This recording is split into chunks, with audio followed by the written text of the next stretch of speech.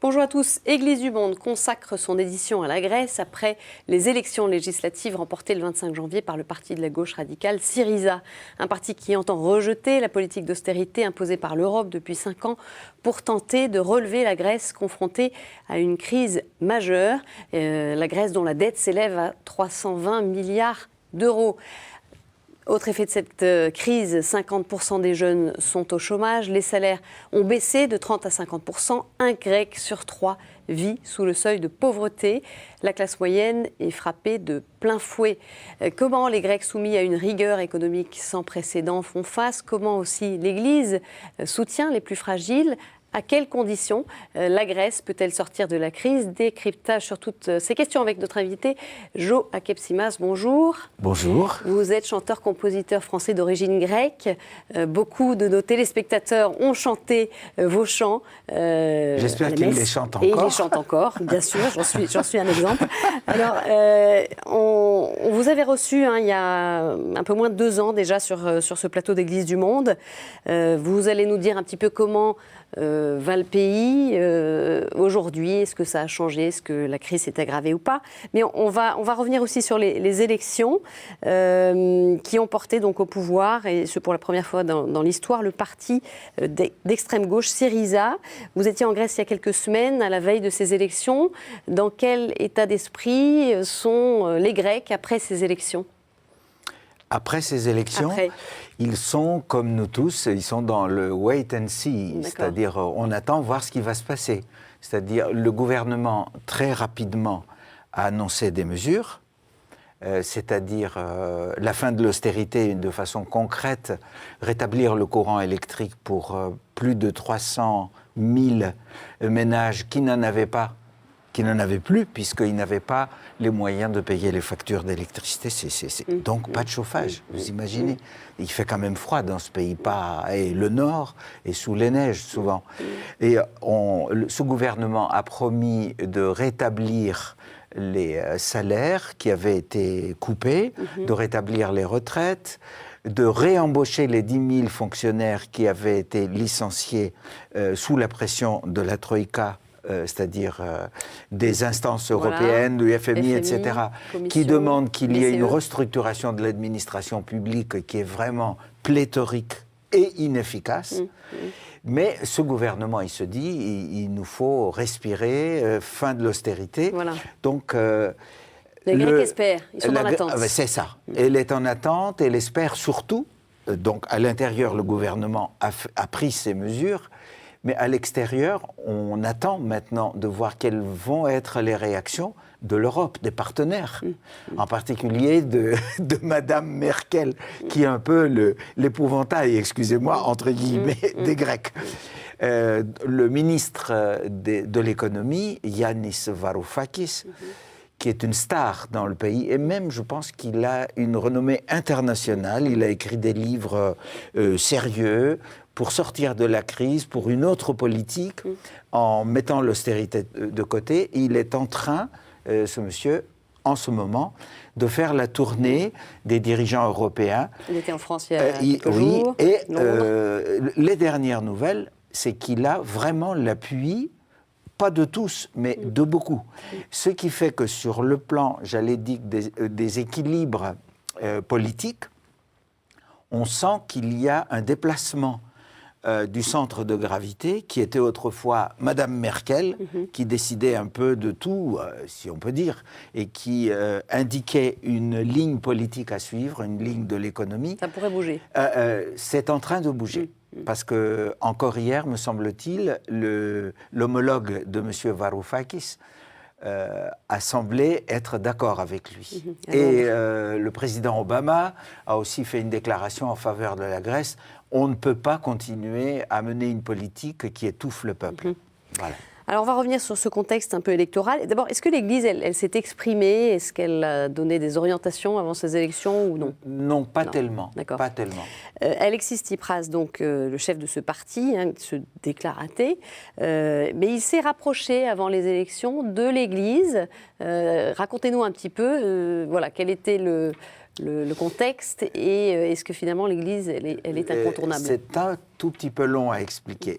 Il faut d'abord dire que ce Syriza, qui en grec, c'est les acronymes de plusieurs petits partis d'extrême gauche. Syriza, le mot grec, ça veut dire à ras du sol, au ras des racines. Bon, petite parenthèse.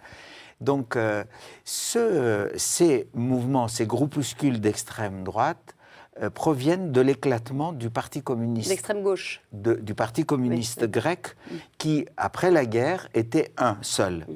Et il y a eu une scission, une partie qu'on a appelée le Parti communiste de l'intérieur, qui était plus euro-communiste, si vous voulez, un peu plus ouvert au monde, et l'autre qui est resté pro-stalinien, entre guillemets. Donc, beaucoup d'entre les partenaires de M. Tsipras, dans son parti, sont des marxistes, ça il faut le savoir. Donc pour eux, la religion... Mais il faut se dire que le contexte grec est très particulier. Les Grecs, comme tous les méridionaux qui se respectent, sont sentimentaux et ils ont un rapport à leur église orthodoxe qui nous surprend. C'est-à-dire, pour eux, l'église, c'est un tissu, c'est un lien social. L'Église a servi, j'allais dire, de lien identitaire pendant 4 siècles d'occupation ottomane, entre 1453 et 1821, grosso modo. Et donc, ils sont, j'allais dire, attachés, il arrive même que des hommes politiques qui ne croient pas vont de temps en temps aux manifestations liturgiques comme à Pâques, etc., se montrent, font leur signe de croix. L'extrême gauche, je ne sais pas comment elle se situe. Je trouve que M. Tsipras a eu le courage de ne pas prêter serment sur l'Évangile, mais sur la Constitution, donc un serment civil. Premier ministre, oui. Mais la plupart de ses camarades, de ses partenaires, je pense qu'ils sont carrément en dehors de l'Église. D'accord. Mais il a quand même fait ces gestes de rapprochement. Voilà. Il a visité le mont Athos quelque temps avant. Pourquoi il a fait ça? Parce qu'il n'est pas bête. Ça veut dire que c'est un animal politique. Voilà. Ben oui. Voilà. Mais l'Église, elle est incontournable, donc il faut la rencontrer. Je lisais une interview sur Internet du cinéaste Costa Gavras, parce que Tsipras est venu le voir à Paris. Et il était assez méfiant au départ, Costa Gavras. Ça peut sembler surprenant, mais... oui, mais il lui a dit de se méfier de l'Église, entre guillemets, parce que c'est comme le Parti communiste, il y a des cellules partout.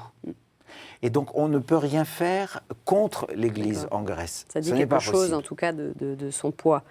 Et cette histoire de serment, ça avait choqué un peu quand il n'a pas prêté serment sur la Bible, rompant avec la tradition bien ancrée. Il a rompu avec la tradition et dès le lendemain, il y a eu une déclaration de la porte-parole de Nea Dimokratia, du parti de droite, pour dire que c'était innommable, qu'il a rompu avec une tradition, parce que nous, Grecs, nous sommes orthodoxes par nature. C'est ce que disent depuis toujours. Il y a une frange des Grecs qui a du mal à comprendre qu'on puisse être grec catholique, comme c'est mon cas. Et rappelons aussi que l'Église est une Église d'État. Alors, on va revenir un peu sur les effets de cette crise, effets pas simplement économiques, on y reviendra. Comment cette crise se joue dans les familles? Je vous propose d'écouter le témoignage du père jésuite Théodore Kodidis, joint par téléphone il y a quelques jours.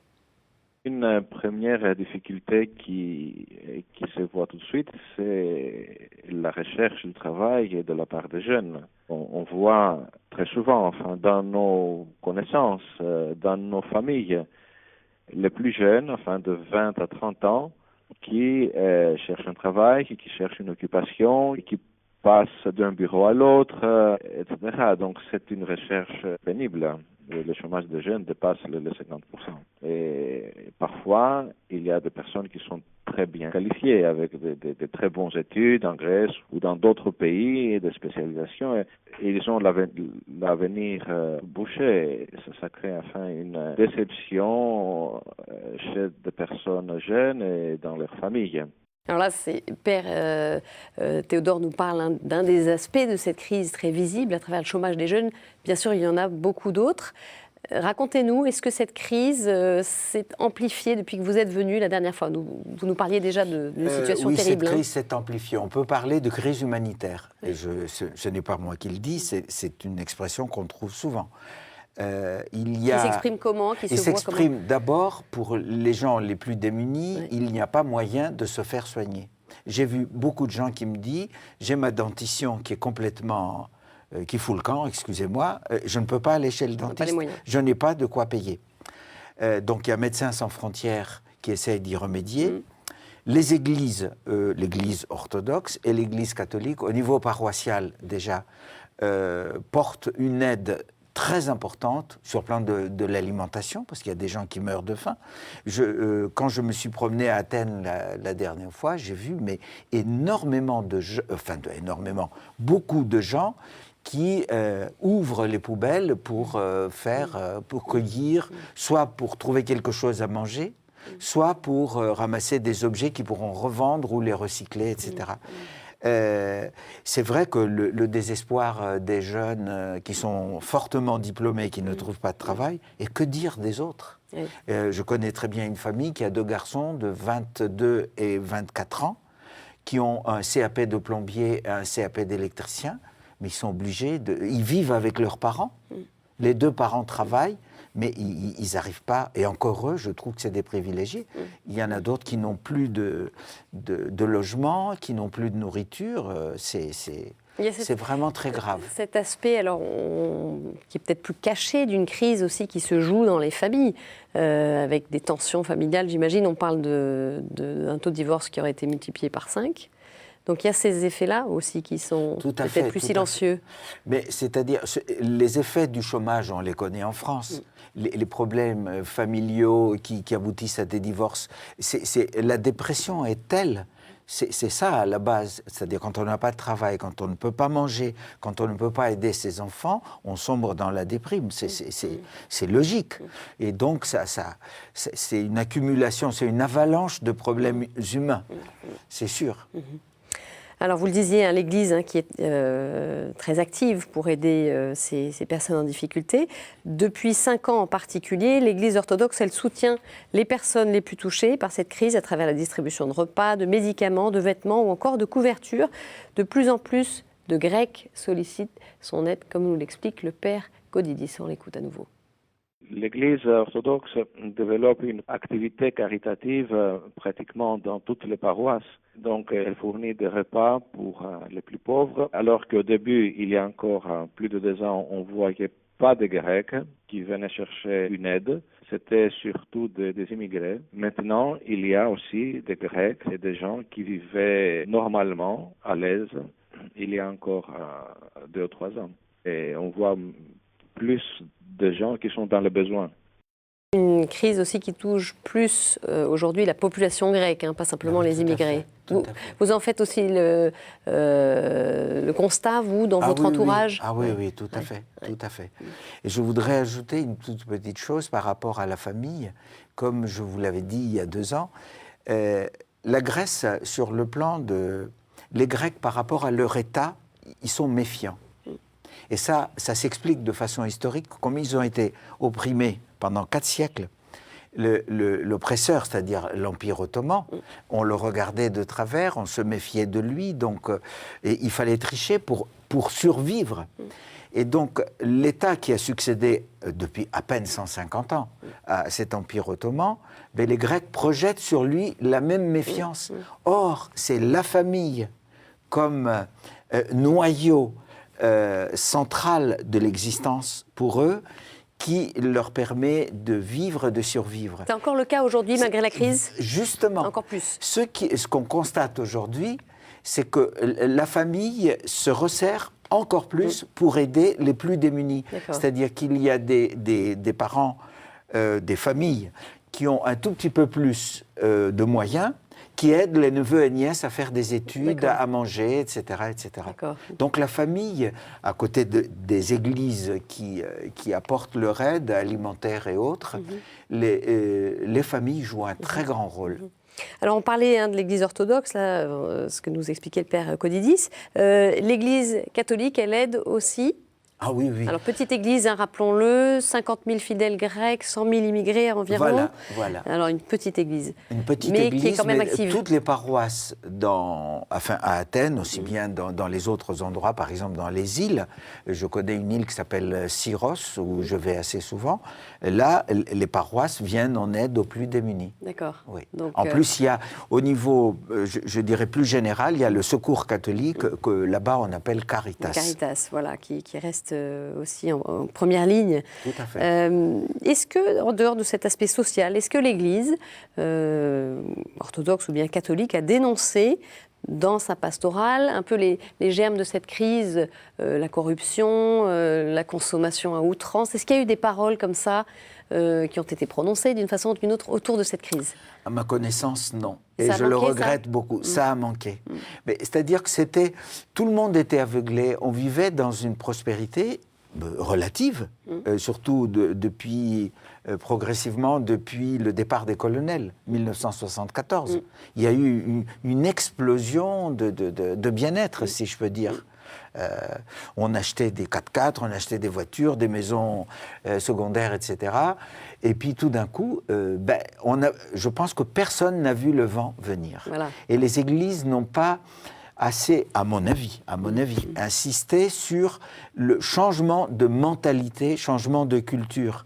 Comme l'a bien diagnostiqué un philosophe grec qui a enseigné en France pendant un moment, Stelios Ramphos, il a bien dit que cette crise n'est pas d'abord une crise économique, c'est une crise culturelle. C'est-à-dire la manière de poser ses valeurs au bon endroit. D'accord, c'est ça. Donc, non, je regrette que l'Église n'a pas ouvert les yeux aux Grecs pour dire soyons plus honnêtes, soyons patients, soyons plus raisonnables. Oui. Même maintenant, on devrait l'insister par rapport à la consommation, même par rapport à l'austérité.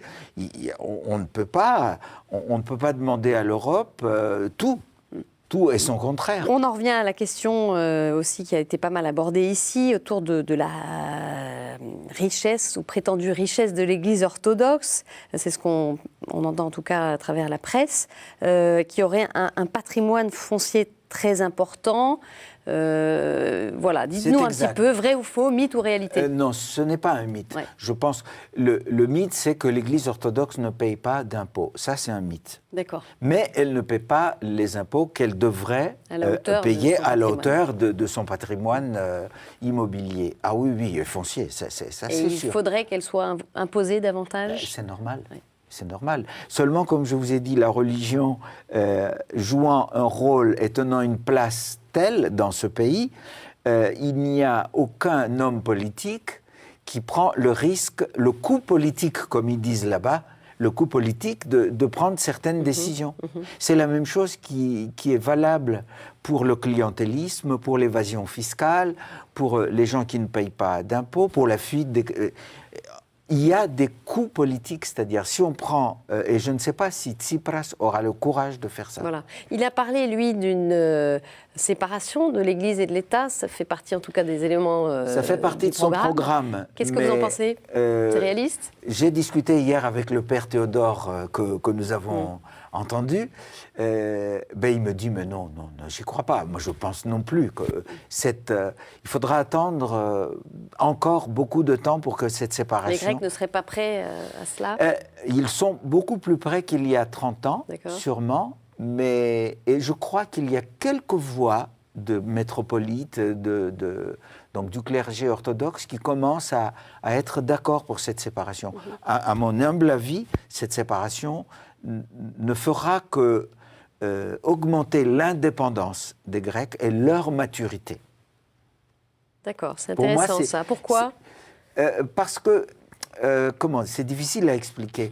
Cet attachement, mais on l'a constaté en France.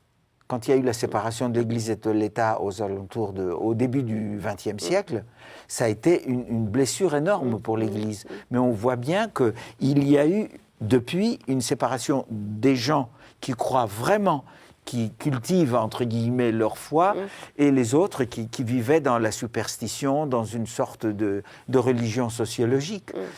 À mon avis, cette séparation ne fait que augmenter une certaine maturité psychologique déjà. D'accord, c'est intéressant.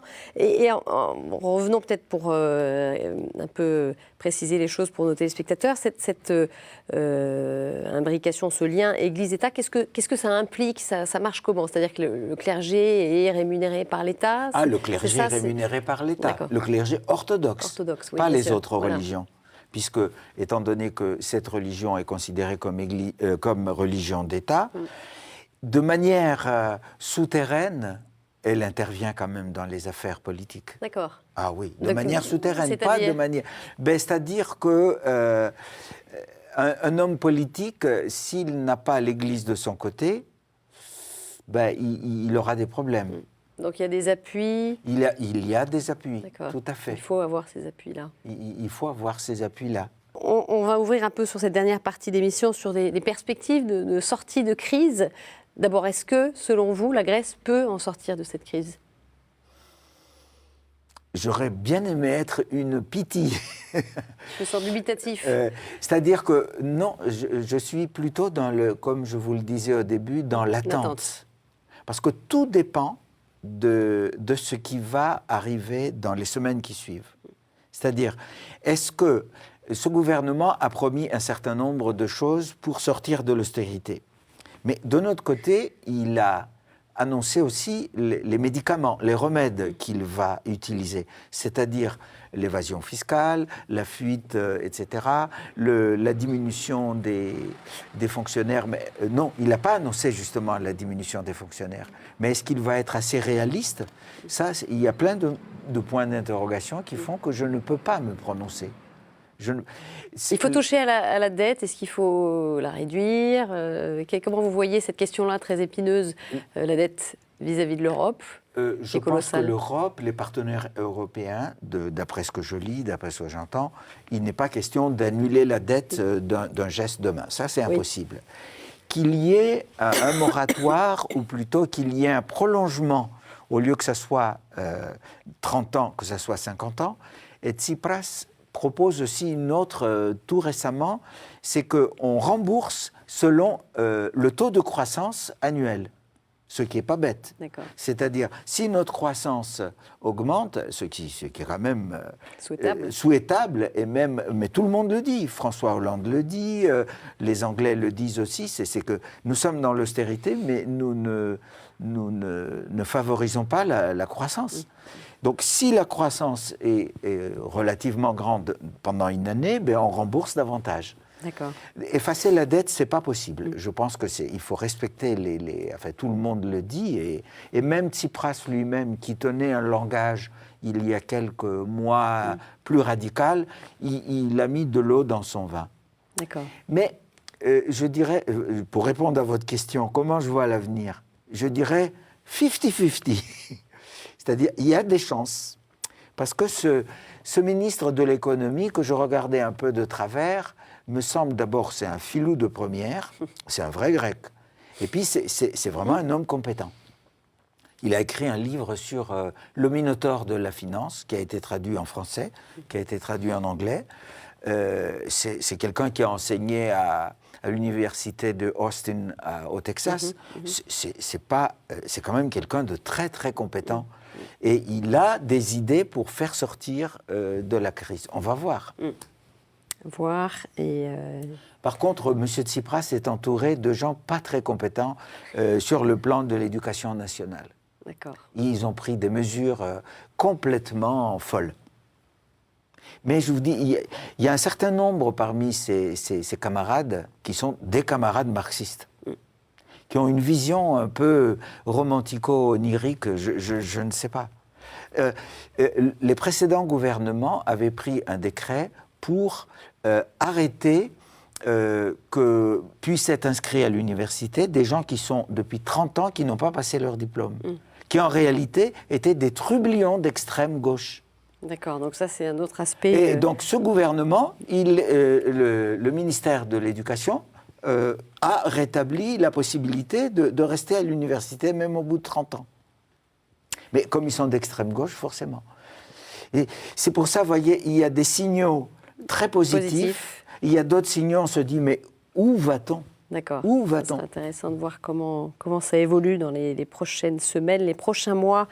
Merci beaucoup, Jo Akepsimas, à nouveau pour ce témoignage, cet éclairage sur la Grèce et sur ce que traverse votre pays avec ces changements politiques. Merci à vous. Voilà, vous pouvez retrouver cette émission sur notre site ktotv.com. Très bonne semaine à tous, au revoir.